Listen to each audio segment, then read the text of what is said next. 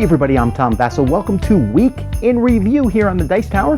What we're going to do is we're going to go back to the last week and we're going to give you quick snippets of each of the games that we reviewed last week, tell you our opinion of them, and if you're more interested, you can go back out and check the full review. So let's get started.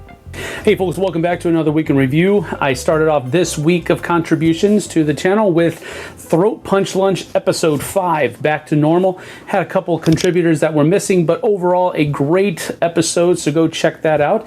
Then I was also able to do a Celtic themed area control card drafting game called Inis. At least I've been told that's how it's pronounced. It's spelled I-N-I-S, but it's really cool. It has beautiful artwork. You kind of have to let it grow on you, but it's really, really evocative as far as the theme is concerned. Really enjoyed that one. Go check that out, Inis. And then I also was able to publish a Mighty Monsters review. It's a new game from Queen Games. Probably a little bit on the lighter side for most people, but I think it's great for families. And, you know, adults will enjoy it too, for the most part. I mean, I enjoyed it. I'm an adult. So go check that one out, Mighty Monsters from Queen Games. And I was also able to do a review on Big Trouble in Little China Legendary.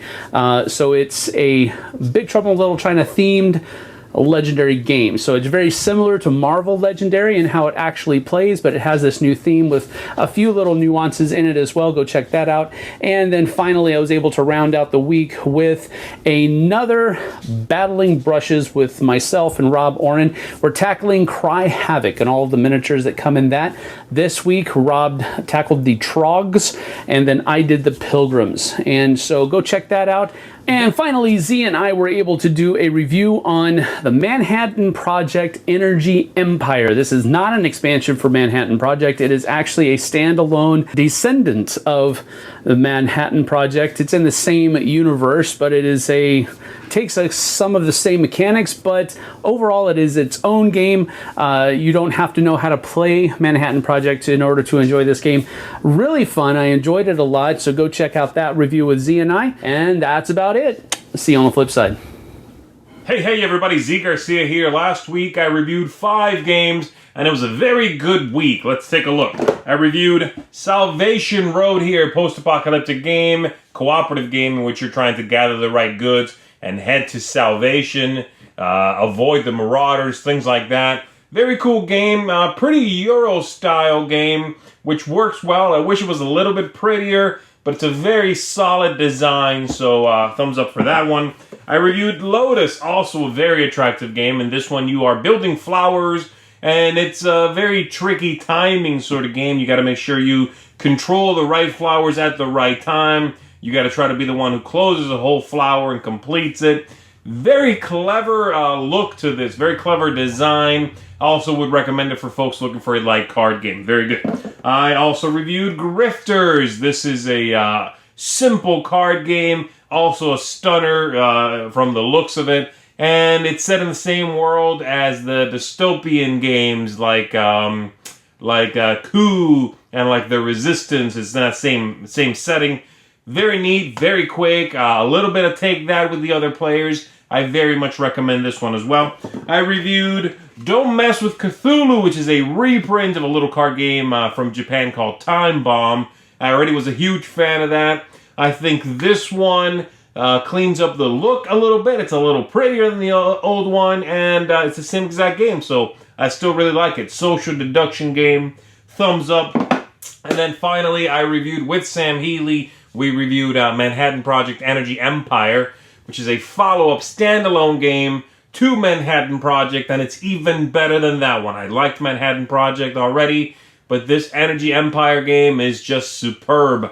Turns go quickly. You always feel like you're doing something. It has a much better build, I think, than the old game, and so thumbs way up for that. It's in the running right now for one of my favorite games of the year. So Manhattan Project Energy Empire. And that's it for me. I will see you next time.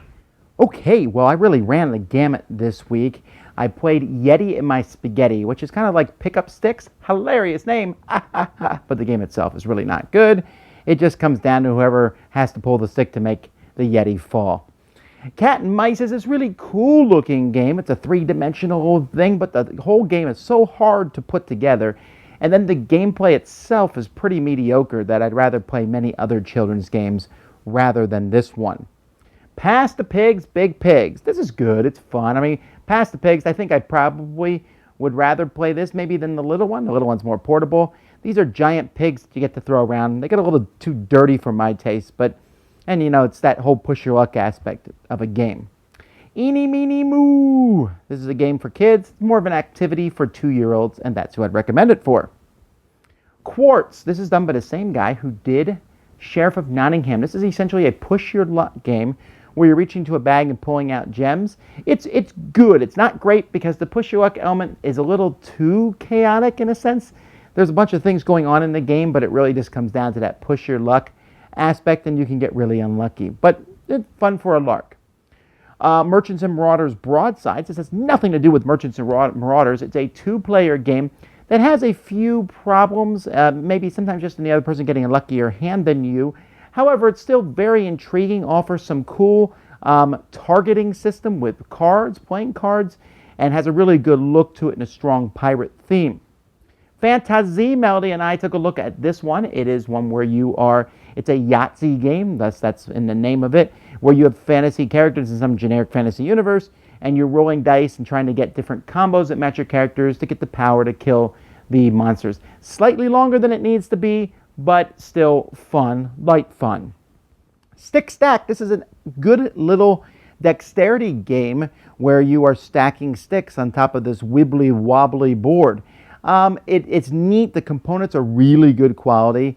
It's easy to teach and learn. There's nothing really unique about it as opposed to other ones except for maybe the high quality of components and just how well they stick together. Looterz, this is a very light little dice rolling game in which you're trying to get loot. You play some cards and you roll dice to see what happens. Didn't expect it to be that good when I first pulled it out, but it actually is very light and fun. There's not a lot of depth, but sometimes you just need to turn your brain off and roll dice and have fun. I took a look at the new Dice Masters pack for Doctor Strange. This is essentially a starter deck without extra cards. It just has 8 new characters, 3 cards each, 2 dice each from the Doctor Strange universe. Good, I like it. It's a good way to add more cards to Dice Masters without going down the collectability route. Pueblo. This is a game that Jason and I took a look at. This is an older abstract strategy game where you're placing 3-dimensional blocks, trying to keep them hidden from a chief as he walks around inspecting. A lot of depth to this game, high quality components. While it's been out of print, if you can find a copy, I highly recommend it. I took a look at the reprint of Stronghold 2nd edition. This is a 2-player siege game where one person has a fantasy army of orcs and goblins and trolls trying to take over a castle being defended by the good humans, and they're fighting back and forth. It's not really a war game, though. It's almost like a Euro game because you're just trying to outmaneuver the other person. There's not a lot of luck in the game, and every game's going to play out differently. Fun theme, better components, a good 2-player game. Then I played 2 games that I consider extremely good. Whoa, I loved both of these games a lot. The first is Codex. Codex doesn't seem, when I explain it, that it should work, that it's a mix between Magic the Gathering, Mage Wars, and a deck builder. But it flows together so well. This game from Sterling Games has a whole ton of cards in it. There's no more coming. And you have so many different options, and each time you're like, maybe I'll try this out. I'll try this out. Very little luck in the game, just trying to outmaneuver the other person, and a plethora of options. An extremely strong game to the point where I'm not probably going to play basic Magic anymore. I would rather play this game than that. Very, very highly recommend it. But also, I'm recommending Terraforming Mars. Terraforming Mars is from Stronghold Games / Fricks Games, and this is a game about, terraforming Mars. And you have a deck of cards, and you're using these cards to get different resources on the planet, like titanium and steel and plants, and using those, and you have a whole pile of different cards, and each card can be played under different circumstances, and you can set up a really cool engine, and it's a medium, upper weight, heavy Euro game, but at the same time also plays very easily, and every time you're going to do something different and build some kind of cool engine that gets going, and it's a lot of fun whether you win or lose. Highly, highly recommend it. I'm always glad when there's a week where I review 2 games that are ranked 9. That's fantastic. I also took a look at the year 2008, 2009. Not only did I review Codex, I also took a look at the deluxe version and went over the different colors. And Chaz did his top 100 games. And we also took a look at great games we'll never play again, a top 10 list. So lots of stuff to look at last week. That's what we have. Thanks for watching Week in Review. I'm Tom Vassell, and this has been The Dice Tower.